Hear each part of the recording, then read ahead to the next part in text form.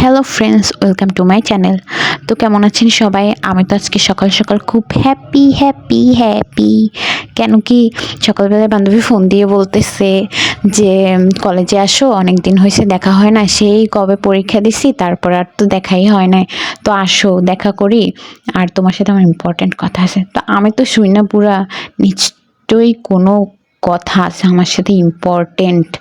আমি হচ্ছি নতুন খবর শোনার জন্য পুরো পাগল হয়ে থাকি সবসময়। নতুন বউ, নতুন জামাই, নতুন খবর, এই সব কিছুই আমার খুব পছন্দের।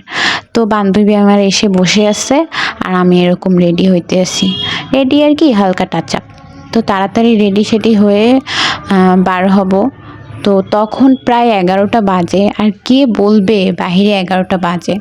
একদম মনে হচ্ছে আমি ভোর 6টার সময় উঠে বের হয়েছি। বাইরে পুরো কুয়াশায় একদম ভরা ছিল।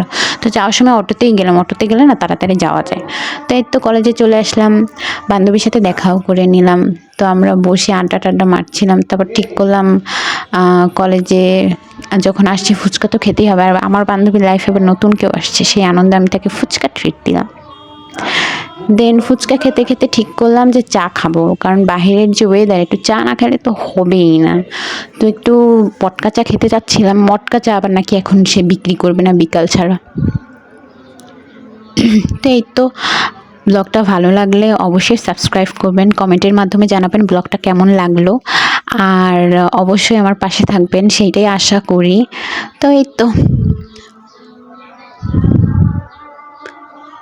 তারপর একটু কলেজের মধ্যে হাঁটলাম।